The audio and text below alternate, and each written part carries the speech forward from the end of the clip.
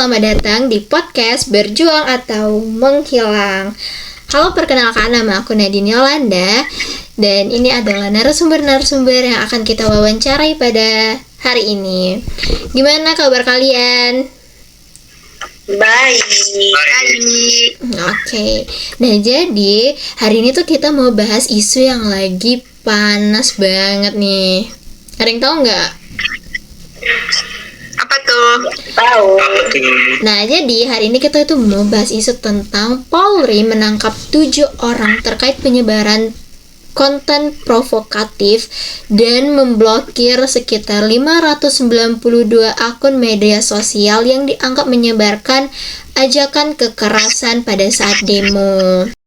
Direktorat Tindak Pidana Siber Barreskrim Polri kemudian menangkap 7 pelaku akun media sosial yang diduga memprovokasi massa hingga membuat aksi demo berujung ricuh pada akhir Agustus kemarin.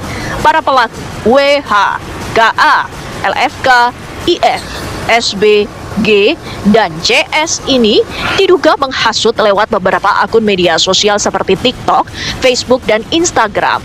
Postingan para tersangka ini diduga menyebabkan terjadinya demonstrasi yang berujung kericuhan. Dari patroli siber yang dilakukan sejak 23 Agustus lalu, polisi menemukan 592 akun dan konten provokatif mengajak publik melakukan tindak pelanggaran hukum di hari berlangsungnya unjuk rasa. Kami telah bekerjasama dengan Kementerian Komunikasi dan Digital untuk melakukan pemblokiran akun dan konten yang sampai dengan hari ini tercatat sejumlah 592 akun dan konten, di mana akun-akun media sosial tersebut menyebarkan provokasi, mengajak dan menghasut masyarakat melalui media sosial untuk melakukan tindakan melanggar hukum pada saat kegiatan unjuk rasa. Kalau kita melihat dari visualisasi bahwa ini adalah contoh akun-akun yang provokatif, yang menghasut dan mengajak masyarakat melalui media sosial untuk kegiatan-kegiatan yang bisa dikenakan tindak pidana. Tak bisa dipungkiri, media sosial menjadi fenomena penggerak aksi dan berpotensi munculnya tindak kekerasan. Jadi isunya itu sensitif banget karena menyentuh 2 hal penting. Yang pertama yaitu keamanan digital dan kebebasan berpendapat. Jadi hari ini aku lagi bersama Kak Roy. Halo Kak Roy. Halo. Jadi Kak Roy ini merupakan pakar keamanan cyber. Lalu aku bareng Kak Indini juga. Halo Kak Indini. Nah, Kak Indini merupakan mahasiswi Fakultas Hukum. Dan aku bareng Kak Sofi juga. Halo Kak Sofi. Halo. Jadi Kak Sofi ini merupakan perwakilan suara warga biasa. Oke, kita mulai aja ya teman-teman. Nah, kita ke Bang Roy dulu nih. Menurut Bang Roy nih, dari sudut pandang Bang Roy tentang keamanan cyber, apa sebenarnya resiko kalau konten provokatif ini dibiarkan aja gitu? Kalau menurut aku nih ya, jadi mana kalau kita lihat perkembangan sekarang nih, Nadine, bahwasanya konten provokatif itu bisa menyebar dalam hitungan beberapa detik saja. Nah, masalahnya itu banyak dari konten tersebut itu bukan sekedar opini ataupun kritik, tetapi ajakan yang sifatnya actionable, seperti ajakan melakukan penjarahan, pembakaran, ataupun serangan fisik. Nah, hal itu sangat berbahaya tentunya. Bayangkan saja dalam satu video bisa memicu ratusan orang untuk bergerak. Nah, kita sudah lihat sendiri bahwa di mana negara lain itu bagaimana hoaks, provokasi itu mampu untuk memicu kerusuhan massal. Oleh karena itu, dari sisi keamanan, langkah Polri menindak akun-akun seperti ini benarnya itu sudah tepat dan mempunyai makna secara langsung, yaitu mencegah potensi kerusuhan sebelum terjadi.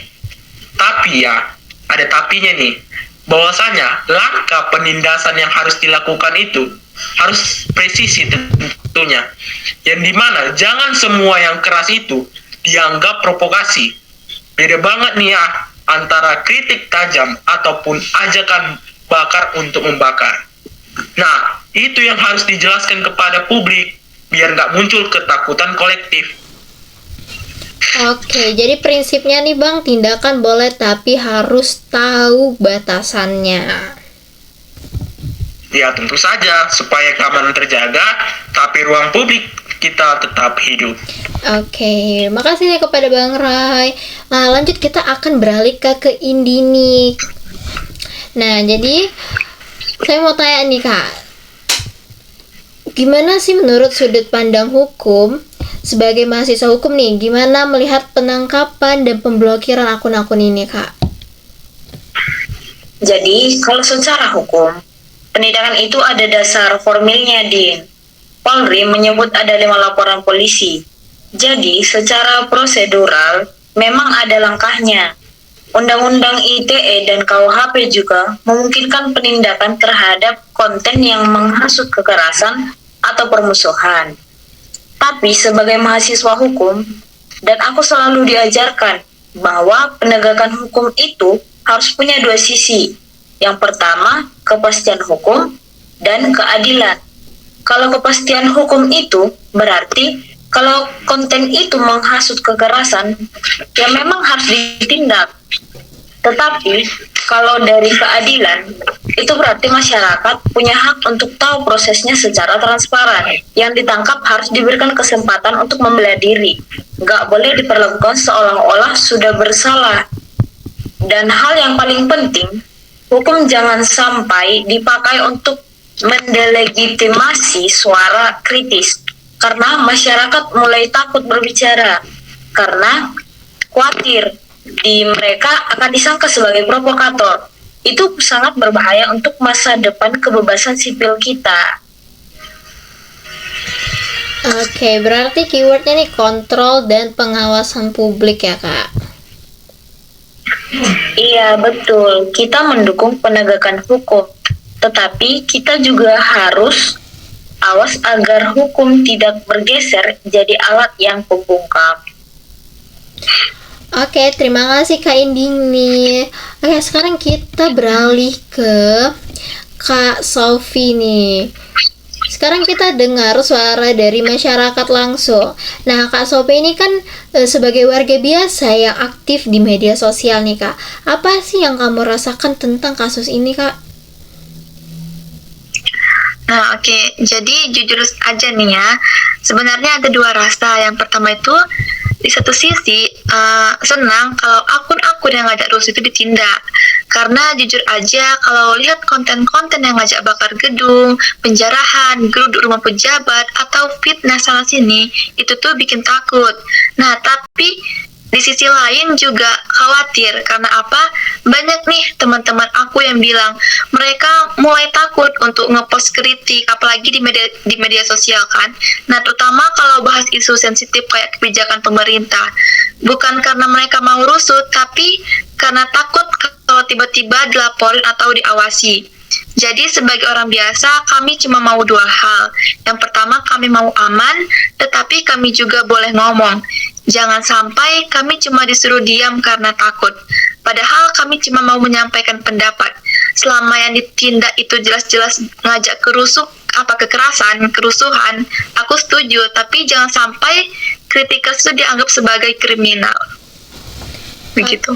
Oke, terima kasih Kak Sofi. Ini suara jujur yang banyak banget dirasain masyarakat ya Kak Sofi. Oke, Ya. terima kasih. Nah, jadi kesimpulannya teman-teman, keamanan itu sangatlah penting, tapi kebebasan juga penting. Negara harus menjaga dua-duanya, bukan memilih salah satunya.